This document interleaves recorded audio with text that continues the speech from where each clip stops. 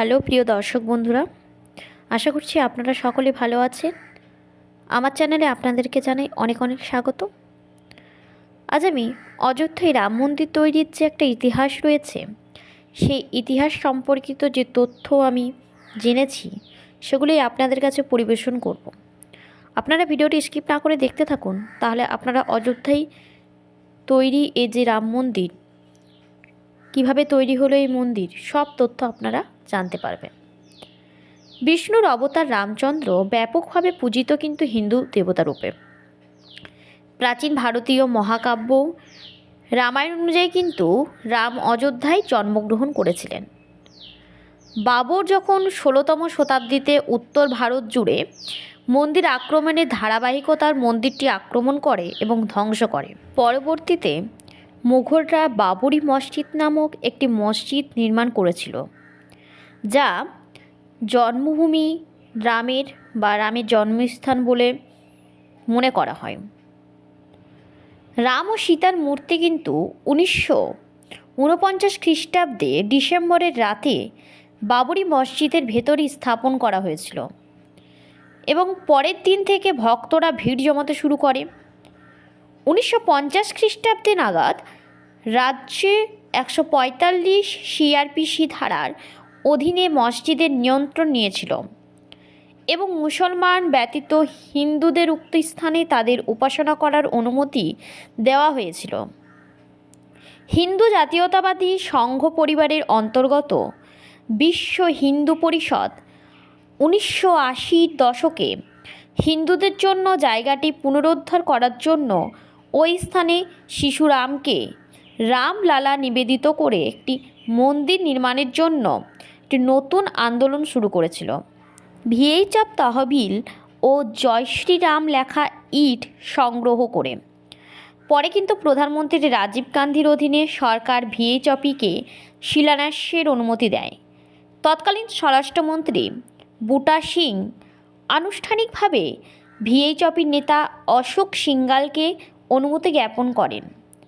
প্রাথমিকভাবে ভারত সরকার ও উত্তরপ্রদেশের সরকার সম্মত হয়েছিল যে শিলান্যাস বিতর্কিত স্থানের বাইরে পরিচালিত হবে। যাই হোক, ভিএইচপি নেতা ও সাধুদের একটি দল 1989 খ্রিস্টাব্দে বিতর্কিত জমির সংলগ্ন 200 লিটার আয়তনে গর্ত খনন করে ভিত্তিপ্রস্তর স্থাপন করেছিল। সেখানে কিন্তু গর্ভগৃহের সিংহদ্বার নির্মাণ করা জমিতে মন্দিরের ভিত্তি স্থাপন করে।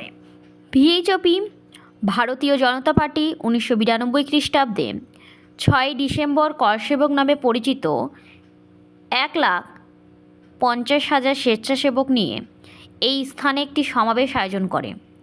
সমাবেশটি কিন্তু হিংসাত্মক বলে ওঠে জনতা নিরাপত্তা বাহিনীকে ভয়ভীত করে এবং মসজিদটি ভেঙে ফেলে। ধ্বংসের ফলে ভারতের হিন্দু ও মুসলিম সম্প্রদায়ের মধ্যে কয়েক মাস ধরে আন্তঃসাম্প্রদায়িক দাঙ্গা হয়, যার প্রত্যক্ষ ফলস্বরূপ বম্বেতে আনুমানিক 2000 লোকের মৃত্যু এবং সমগ্র ভারত উপমহাদেশে দাঙ্গার সূত্রপাত হয়েছিল। মসজিদ ধ্বংসের একদিন পর 1992 খ্রিস্টাব্দে নিউ ইয়র্ক টাইমস প্রতিবেদন দেয় যে পাকিস্তান জুড়ে 30টিরও বেশি হিন্দু মন্দিরে হামলা হয়, কিছু আগুন দেওয়া এবং একটি ভেঙে ফেলা হয়। পাকিস্তান সরকার একদিনের প্রতিবাদে স্কুল ও অফিস বন্ধ করে দিয়েছিল। বাংলাদেশের হিন্দু মন্দিরেও হামলা হয়। বাবরি মসজিদের প্রতিশোধের সময় এই হিন্দু মন্দিরগুলোর মধ্যে কিছু আংশিকভাবে ধ্বংস হয়ে যায়। অযোধ্যায় ধ্বংসপ্রাপ্ত বাবরি মসজিদের স্থানে স্থাপিত অস্থায়ী রাম মন্দিরে 2005 খ্রিস্টাব্দে 5 জুলাই 5 জন সন্ত্রাসী হামলা চালায়। পরবর্তীতে কিন্তু কেন্দ্রীয় রিজার্ভ পুলিশ বলের সঙ্গে বন্দুকযুদ্ধে 5 জনই গুলিবিদ্ধ হয়ে মারা যায়। যদিও গ্রেনেড হামলায় একজন বেসামরিক লোক মারা যায়, যেটি আক্রমণকারীরা ঘেরা প্রাচীর বিদীর্ণ করার ফাটলের জন্য শুরু করেছিল। সিভিআরএফের 3 জন সদস্য হতাহত হয়েছিল, যাদের মধ্যে 2জন কিন্তু একাধিক গুলির আঘাতে গুরুতর আঘাত হয়। ভারতীয় পুরাতত্ত্ব সর্বেক্ষণ দ্বারা পরিচালিত 1978 খ্রিস্টাব্দে থেকে 2003 খ্রিস্টাব্দের প্রত্নতাত্ত্বিক খননে প্রমাণ পাওয়া গিয়েছে যে ওই স্থানে হিন্দু মন্দিরের অবশেষ বিদ্যমান ছিল। প্রত্নতাত্ত্বিক কে মোহাম্মদ অনুসন্ধানগুলো অবমূল্যায়ন করার জন্য অনেক বামপন্থা ঘেঁষা ইতিহাসবিদকে অভিযুক্ত করেছেন।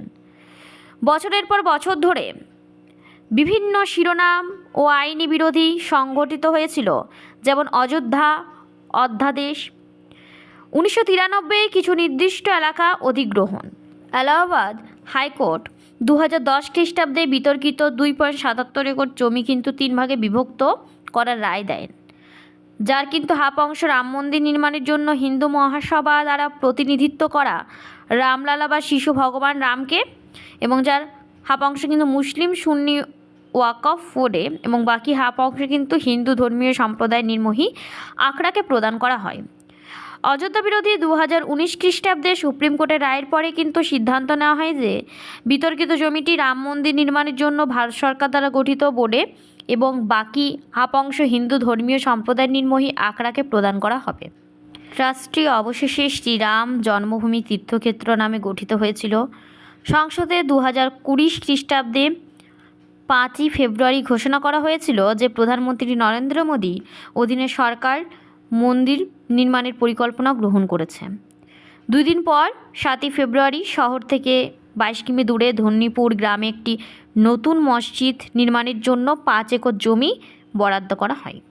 রাম মন্দিরের এই ছিল আজকের আমার ভিডিওর মধ্যে তথ্য। যদি তথ্যগুলো আপনাদের ভালো লেগে থাকে অবশ্যই আমার চ্যানেলটিকে সাবস্ক্রাইব করতে ভুলবেন না, লাইক শেয়ার করতে ভুলবেন না, আর কমেন্ট করে জানাবেন আপনাদের কীরকম ভিডিও চাই। আজকের আমার এই ভিডিওটি এখানে আমি শেষ করলাম। আমি নেক্সট ভিডিও খুব তাড়াতাড়ি আপনাদের জন্য নিয়ে আসব। আপনারা ভালো থাকবেন, সুস্থ থাকবেন।